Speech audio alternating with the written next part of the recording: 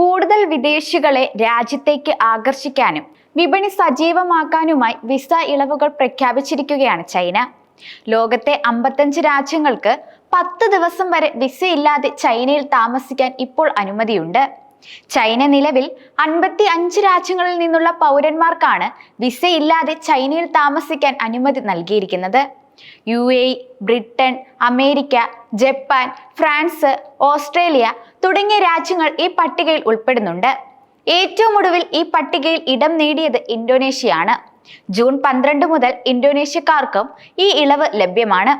അതായത് 24 പ്രദേശങ്ങളിലുള്ള 60 തുറമുഖങ്ങൾ വഴി ചൈനയിൽ പ്രവേശിക്കുന്നവർക്ക് വിസയില്ലാതെ 10 ദിവസം വരെ അവിടെ താമസിക്കാം.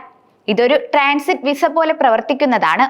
അതായത് മൂന്നാമതൊരു രാജ്യത്തേക്ക് പോകുന്ന വഴിയിൽ ചൈനയിൽ ഇറങ്ങാനും അവിടുത്തെ വിനോദസഞ്ചാര കേന്ദ്രങ്ങൾ സന്ദർശിക്കാനും ഈ വിസ വഴി സാധിക്കും.